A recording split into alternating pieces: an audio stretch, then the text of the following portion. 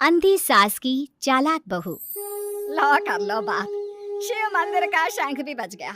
इसका मतलब सुबह के 7 बज गए हैं, लेकिन अभी तक नाश्ता नहीं आया।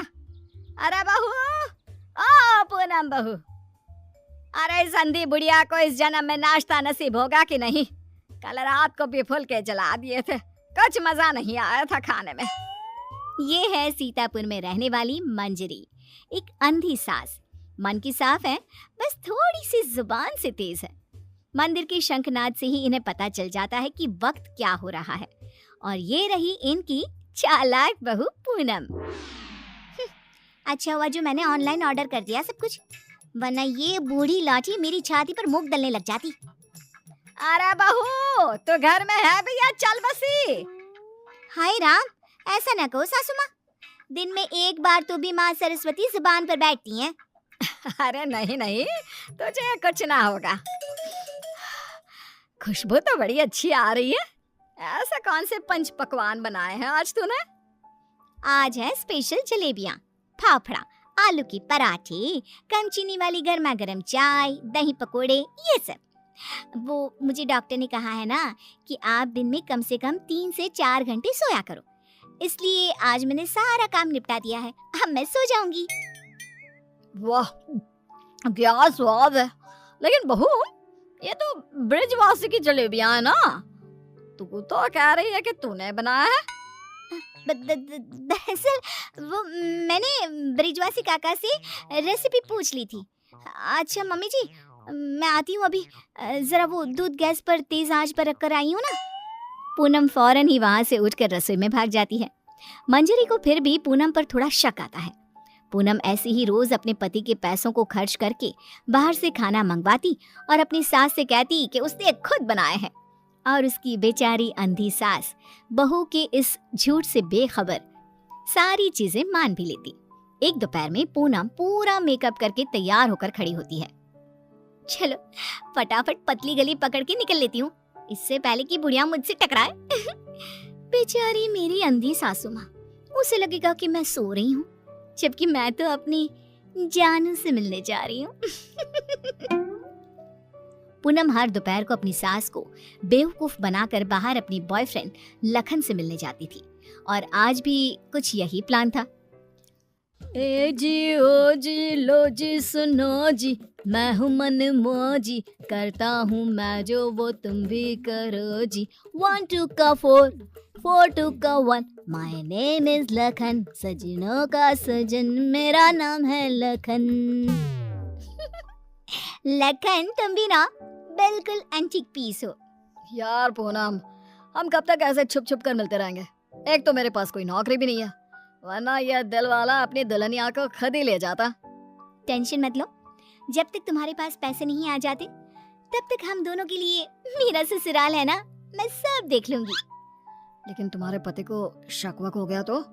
अरे मेरा पति तो मेरा दीवाना है, आंख बंद करके मुझ पर भरोसा करता है।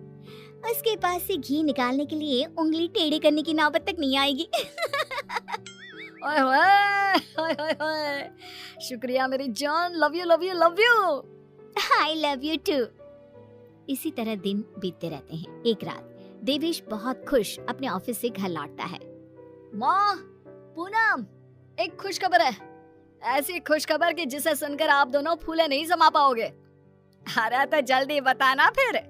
हाँ हाँ, इतना सस्पेंस मत बढ़ाओ। मुझे कंपनी में सीईओ का पोस्ट मिल गया है। अरे वाह, जुग जुग जियो मेरे लाल। अब तो एक बड़ा माखन का कनस्तर चढ़ाऊंगी भोग में अपने कान्हा जी को। वाओ, मतलब अब 2 गुना 3 गुना 4 गुना पैसा होगा और हमारी तिजोरी में साल की 12 महीने दिवाली होगी। वाह वाह वाह वाह, कांग्रेचुलेशंस देवेश। Thank you. लेकिन इस खुश खबर के साथ साथ एक और बात भी है। मुझे कल सुबह ही मुंबई के लिए रवाना होना होगा। बिजनेस मीटिंग है, लगभग 1 हफ्ते तक वहीं रहना होगा। क्या? ये तो कितनी अच्छी बात है। मेरा मतलब है कि आप मुंबई घूम भी लेंगे। कहते हैं ना, रात में मुंबई की सड़कें और नजारा काफी सुहाना होता है। वाकई में, ले जा इसे भी अपने साथ। अब मैं तो ठहरी अंधी, डॉक्टर ने कहा है रोशनी कभी भी आ सकती है, लेकिन मुझे तो ना लगता कि इस जन्म में आएगी मेरी आंखों की रोशनी। कैसी बातें करती हो सासू माँ आप भी। मैं भला अपनी सास को छोड़कर कहीं जाऊंगी क्या? अगर मैं चली गई तो आपकी सेवा क्या पड़ोस की मीना करने आएगी? देवेश, तुम आराम से घूम कर आओ और मेरे लिए एक अलग से सूटकेस भर के तोहफे लाना। इसे तो बस तोहफे ही दो, चाहे वो तीज हो, त्योहार या कोई और आम मामूली सा दिन। बस तोहफे तोहफे तोहफे। बिल्कुल पागल है ये। मैं तोहफे मांगू तो आपको क्या दिक्कत है? आप भी मंगवा लो ना। देख देख देवेश बेटा, कैसे कैंची की तरह तेज चल रही है इसकी जुबान। अरे आप दोनों शांत बैठ जाओ, मैं आप दोनों के लिए ढेर सारे तोहफे लाऊंगा बस। देवेश अगली सुबह मुंबई के लिए निकल जाता है। इसी बात से खुश होकर पूनम सोचती है, रास्ते का कांटा तो साफ हो गया है। अभी मैं चुपके से मेरे लखन को घर पर भी बुला सकती हूँ। इस अंधी बुढ़िया को तो कानों कान भनक भी नहीं लगेगी। पूनम अब रात को चुपके से पीछे के दरवाजे के जरिए लखन को घर पर बुला लेती है। अब जहाँ सास घोड़े बेचकर खर्राटे मारते हुए सो रही होती है, तो वो बहू की बात करने की आवाज सुनकर तुरंत उठकर बैठ जाती है। ये आवाज किसी आदमी की लगती है, शायद बहू के कमरे से आ रही है। लेकिन नहीं नहीं, मैं भी कुछ ज्यादा ही दिमाग लगा देती हूँ। देख रही होगी कोई भूत या फिल्म। अब तो पति नहीं है घर में, इसलिए रात भर ऐसे ही करेगी ना।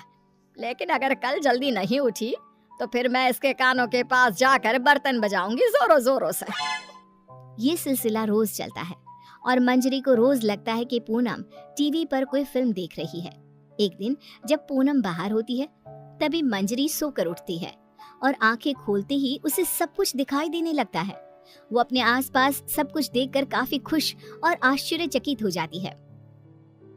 ये तो गजब हो गया, मेरे आंखों की रोशनी फिर से लौट आई।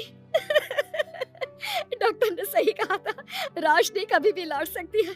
बहू, अरे ओ पूनम का जान, कहाँ मर गई? देख तो अब मुझे सब कुछ दिखाई दे रहा है। अब तो मैं छड़ी का इस्तेमाल भी नहीं करूंगी और अब मैं रोज अपने भगवान जी को भी देख सकती हूँ। पूनम! मंजरी अपनी बहू को आवाज लगाते हुए पूरा घर तलाशती है, लेकिन पूनम उसे कहीं नहीं दिखती। तभी उसकी नजर तिजोरी पर पड़ती है जिसका ताला नहीं लगा था।